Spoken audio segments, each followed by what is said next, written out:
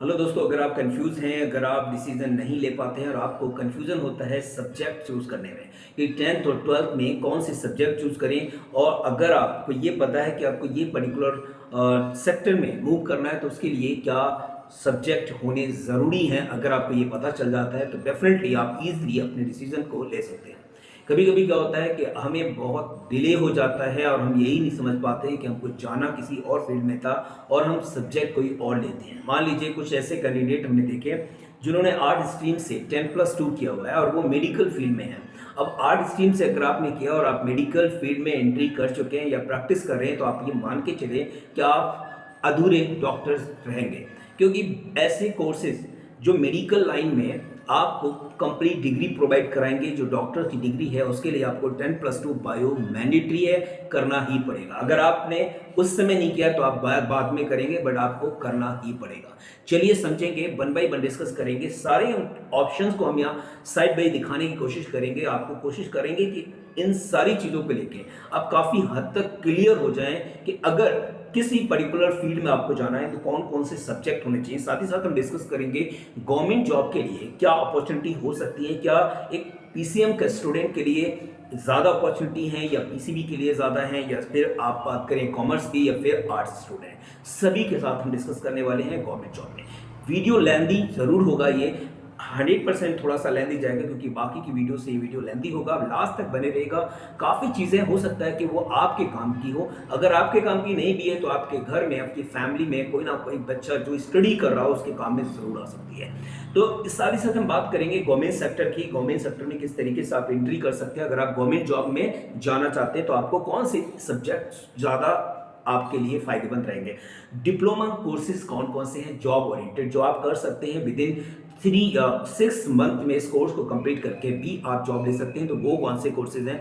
Highest paying job कौन सी है वो भी हम यहाँ डिस्कस करेंगे।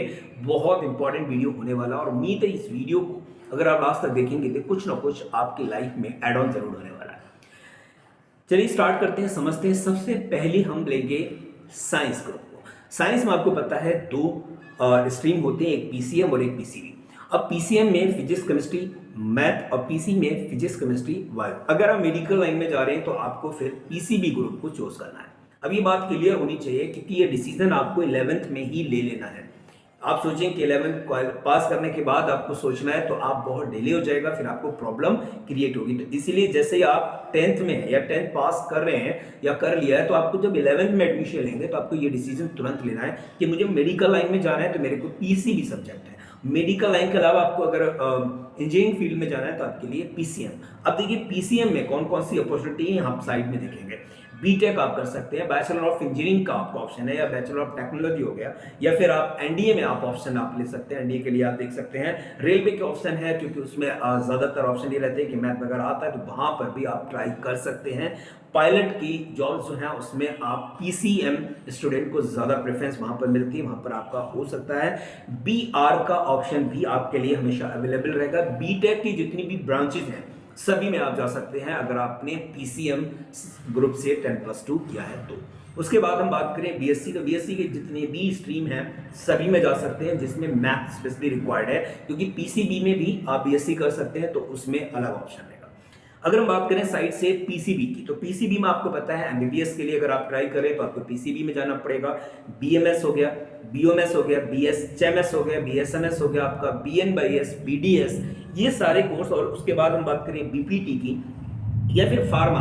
देखिए फार्मा में अगर डी फार्मा और बी फार्मा दोनों आप पीसीबी ग्रुप हो या फिर आप पीसीएम ग्रुप हो, बिकॉज इसमें केमिस्ट्री का होना मैंडेटरी है। अगर आपके पास केमिस्ट्री है तो आप पीसीबी मतलब डी फार्मा और बी फार्मा दोनों कर सकते हैं, चाहे आप पीसीएम में हो या पीसीबी में हो, ये बिल्कुल क्लियर करिएगा।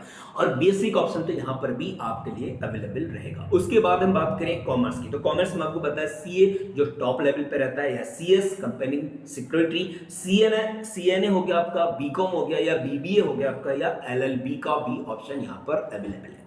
तो ये बीकॉम के बाद कुछ ऐसी स्ट्रीम है जिनमें ज़्यादातर बच्चे जाना चाहते हैं, और ऐसा नहीं है कि इसके अलावा गवर्नमेंट जॉब के भी बारे में हम डिस्कस करेंगे, कौन सी गवर्नमेंट जॉब में आप इजीली मूव कर सकते हैं किसी भी पर्टिकुलर स्ट्रीम से अगर आपने ग्रेजुएशन किया है तो। आर्ट स्ट्रीम के स्टूडेंट की अगर हम बात करें तो वो उनके पास बीए का ऑप्शन बहुत इजी है। सबसे पहला ऑप्शन उनके पास बीए का ही रहता है। दूसरा ऑप्शन अगर हम बात करें वो बीबीए भी कर सकते हैं, बैचलर ऑफ बिजनेस एडमिनिस्ट्रेशन।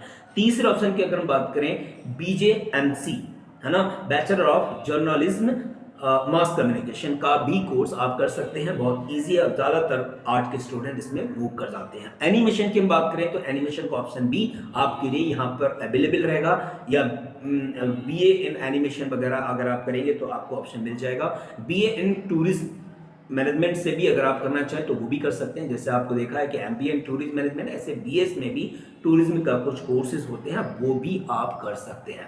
उसके बाद अगर हम बात करें गवर्नमेंट सेक्टर की, तो गवर्नमेंट सेक्टर में किस तरीके से एंट्री कर सकते हैं, क्या एक आर्ट स्ट्रीम के स्टूडेंट को उतनी अपॉर्चुनिटी है या नहीं है जितने साइंस को? तो मैं आपको यहाँ पर एक बात क्लियर करूँ, गवर्नमेंट सेक्टर में आप आर्ट से हो, कॉमर्स से हो, या आपने पीसीएम पीसीबी से किया है, सब में इक्वल अपॉर्चुनिटी है। ऐसा कुछ बिल्कुल भी नहीं है कि स्पेसिफिक है। हाँ, ये अलग चीज़ होती है कि अगर आपने पीसीबी ग्रुप से 10+2 किया और उसमें आप एमबीबीएस कर रहे हैं तो एमबीबीएस के बाद बहुत ईजिली गवर्नमेंट जॉब में आपको एंट्री मिल जाती है, एक अलग चीज़ होगी। बट बात हम कर रहे हैं कि जर्नल गवर्नमेंट सेक्टर की, जैसे एसएससी के एग्जाम की हम बात करें तो आपको पता है 10th के लेवल पे भी आ रहा है, 10+2 के, या फिर ग्रेजुएशन के लेवल पे भी एसएससी का एग्जाम होता है। तो आप किसी भी स्ट्रीम से हो, कोई मसला नहीं है। आपने अगर आर्ट्स से किया है, आपने अगर कॉमर्स से किया है, आपने पीसीबी पीसीएम ग्रुप, तो भी आप इसको करके और आप अपना एग्जाम क्लियर करके जॉब ले सकते हैं। दूसरा है बैंकिंग के ऑप्शन में भी ऐसा कुछ नहीं, उन्होंने ऐसा स्पेसिफिक नहीं किया है कि भाई आपने बीकॉम होना चाहिए, आपको बीबीए होना चाहिए। आप इस आर्ट्स से भी हैं, आप पीसीबी ग्रुप से हैं, पीसीएम से आपने बैचलर किया हुआ है, बीटेक है, बीसीए है, तो भी आप बैंकिंग सेक्टर में मूव कर सकते हैं। तीसरे ऑप्शन पे अगर हम बात करें वो है आपका सिविल सर्विसेज। सिविल सर्विसेज में अगर आपने आर्ट स्ट्रीम से ग्रेजुएशन किया है तो भी आप एंट्री कर सकते हैं। आप दूसरा अगर हम आपने बीटेक किया है तो भी आप जा सकते हैं, बीसीए किया है तो भी, एमबीबीएस किया है तो भी, यानी किसी भी स्ट्रीम से आपने ग्रेजुएशन किया है आप सिविल सर्विस में या यूपीएससी में जा सकते हैं। आपको बिल्कुल किसी भी तरीके का कोई परेशानी होने की जरूरत नहीं है। तीसरे ऑप्शन पे अगर हम बात करें 4th नंबर पे, तो आपका रेलवे का, रेलवे में गवर्नमेंट जॉब निकलती है तो आप उसमें अप्लाई कर सकते हैं। टीचिंग की बात करें तो ये सभी के लिए ऑप्शन ओपन है, चाहे आप कॉमर्स से किए हो, चाहे आप किसी भी स्ट्रीम से किए हैं, टीचिंग का ऑप्शन आपके लिए हमेशा अवेलेबल रहेगा हायर लेवल तक, यानी कि आप पीएचडी करके और हायर लेवल तक जा सकते हैं। एक तो ये ऑप्शन है। उसके बाद भी बहुत सारी गवर्नमेंट जॉब्स हैं जिनमें आप अप्लाई कर सकते हैं। कुछ जॉब्स हैं जिनमें स्पेशली वो मैथ मांग लेते हैं, या स्पेशली इकोनॉमिक्स मांग लेते हैं, या फिर अकाउंटिंग मांग लेते हैं, बट ऑप्शन आपको ज़्यादातर हर जॉब में मिल जाएंगे, परेशान बिल्कुल नहीं होना है। अगर हम बात करें 3rd नंबर पे जो है हाईएस्ट पेइंग जॉब, तो हाईएस्ट पेइंग जॉब की अगर हम बात करें वो है आपका डेटा साइंस। डेटा साइंस की अगर हम बात करें तो अगर आप मान लें आपको लगता है कि मैं आने वाले 4-6 सालों में, 10 सालों में बहुत हाईएस्ट पेइंग जॉब की तलाश में हूँ या चाहता हूँ, तो आपको इनमें से किसी एक पे डिसीजन ले लेना है। डेफिनेटली आप बहुत अच्छा पैसा कमा सकते हैं। पहले नंबर पे आपका है डेटा साइंटिस्ट, तो डेटा साइंटिस्ट में आप मूव कर सकते हैं। दूसरे नंबर पे है बिजनेस एनालिटिक्स।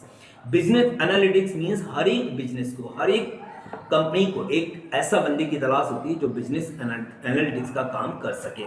तीसरे नंबर पे हम बात करें वो है आपका मशीन लर्निंग। मशीन लर्निंग में भी आप करियर बना सकते हैं। 4th नंबर पे that is very very important, digital marketing. तो डिजिटल मार्केटिंग का भी आप बहुत ज़बरदस्त स्कोप है, जिसको आप बीसीए के बाद मूव कर सकते हैं, आप बीटेक के बाद मूव कर सकते हैं, या फिर आप आर्ट स्ट्रीम से नहीं है तो भी आप जा सकते हैं। डिजिटल मार्केटिंग में किसी तरीके का फाउंडेशन इसमें नहीं है। रोबोटिक्स की भी यहाँ पर बहुत ज़बरदस्त करियर है, क्योंकि आने वाला टाइम रोबोटिक्स का है। अगर आपको अच्छी नॉलेज है रोबोटिक्स की तो आप इसमें भी अपना करियर बना सकते हैं। नेक्स्ट नंबर पर अगर हम बात करें वो आपका आर्टिफिशियल इंटेलिजेंस, जो आपको पता है आर्टिफिशियल इंटेलिजेंस का कितना ज़बरदस्त क्रेज है। तो ये आपके पास थी 5 highest paying jobs in India. अगर आप इनमें से किसी भी जॉब में जाना चाहें तो आपको बहुत ज़बरदस्त पैकेज मिलने वाला है।